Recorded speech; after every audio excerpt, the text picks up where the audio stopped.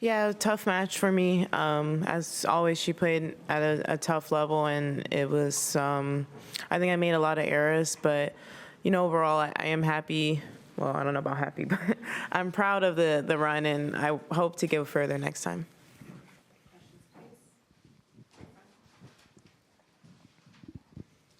Hi, Coco. Hey. You proved you can beat her on hard court, but can you explain how difficult it is to play her on clay? What the difference is? I mean, I don't know if it's a big difference in our particular head-to-head. I've lost to her on clay and hard, so yeah, I don't know if it plays much of a role, but I mean, she is tougher on clay. I think she's just more comfortable moving, and the ball slows down, so she's able to, dictate the point how she wants.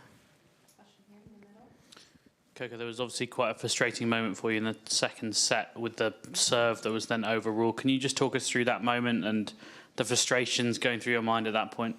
Yeah, I think it was just overwhelming of everything. Obviously, I'm losing the match, and then, when you're playing against her, like every point matters against anybody, but especially against her. So I think it was just one of those moments, but I overcame it. I obviously won that game, so I usually don't get too frustrated with like decisions like that, but I think it was just like a combination of everything going on in the moment.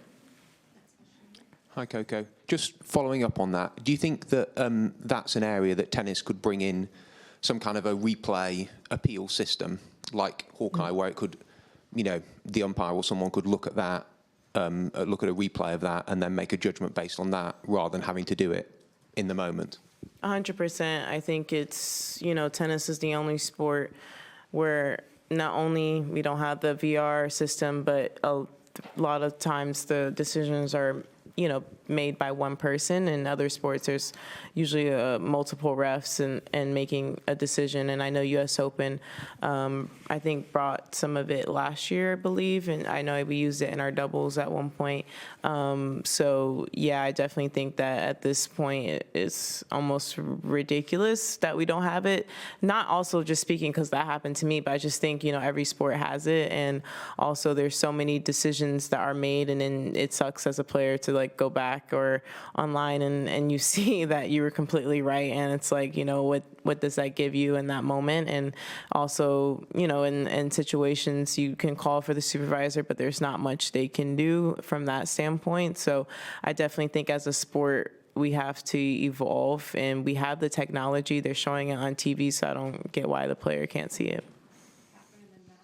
Hi, Coco. I'm curious how you would describe your game plan going into today's match, and whether you think the issue is the plan or the execution. Is it a plan that you would maybe try and implement again? Yeah, I think it was the execution that I, didn't do well on. I had a couple break points early in the first set to break back, and I made errors, a lot of short ball errors, and I think, for the most part, I do think I had the right idea, but I think I just made too many errors. I feel like I wasn't always like hit off the court today. I just felt like I made too many errors, especially on shorter balls.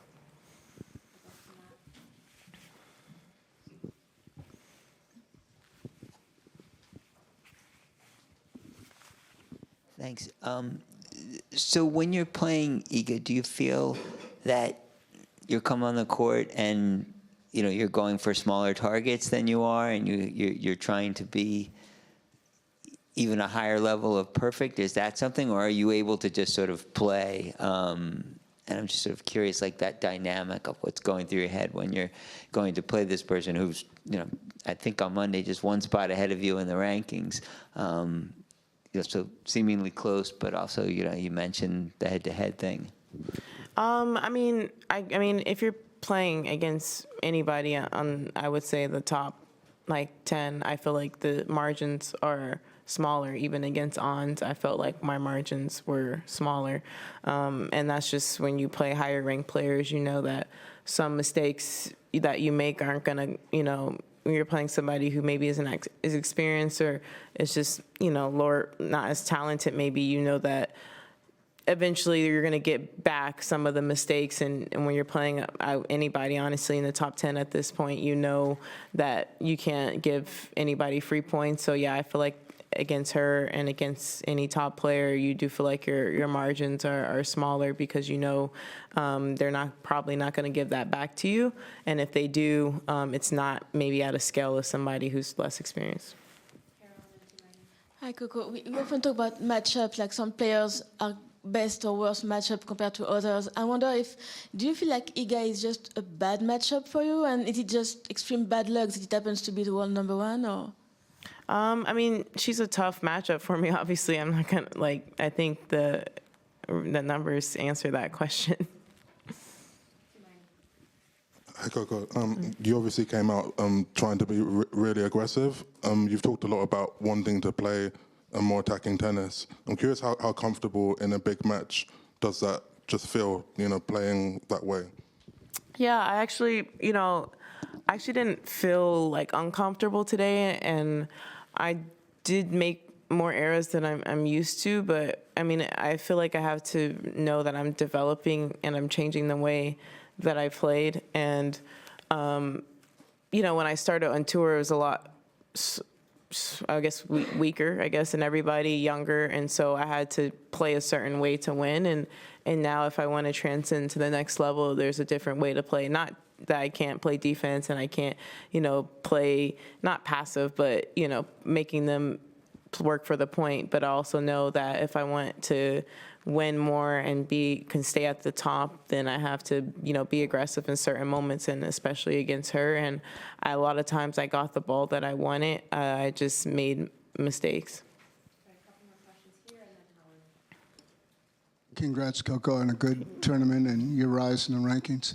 Kind of a tough question, but can you talk about the rivalry in the near future? Or do you think it's something that you'll be able to turn around pretty soon? Do you think it's going to be tough for a while? What are your ideas sort of long term? Yeah, I think long term, I feel like it's definitely something, I can't sit here and say it's something I'm not going to want to turn around. I have to be positive and believe in myself. And today I felt very confident going into the match. And I know that there's things that I can improve to make this a closer scoreline. Like first serve percentage was pretty low, I think. And, from Rome to this week, I improved a lot on my serve. And even though it's not where I want it to be, but going from 15 double faults to maybe 3 or 4 today, I don't know, it's a big improvement. So I don't feel like my game is all the way developed yet. So I feel like when I feel like I reached my peak, then I can maybe answer the question, but I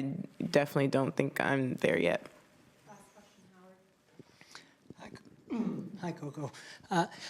How long do you think you'll think about this, maybe be disappointed in it, or how until you are ready to turn the page and move forward and think about what's next, look ahead to Wimbledon, etc.? I don't think not long, because I have doubles tomorrow, and I have a great partner, and I feel like we have a good shot to win. So I really want to win a double slam just so I can, I don't know, I don't want to say close that chapter of my career, but it's something that I feel like once I do it, I don't know if I will continue to chase more. Not saying I won't play doubles, but so I'm focused on that. I don't want to let one thing I learned from the final 2 years ago is that I had to play a doubles final the next day, and I think I let the negativity of my loss the previous day take over into another Grand Slam final. So same scenario, basically semifinal. So I just want to, start on a clean slate, try my best to do what I can do to help, my teammate, and then probably after this tournament is over, I will think about it, but I'm going to give myself amnesia and just think about it later because I still have a chance at a trophy.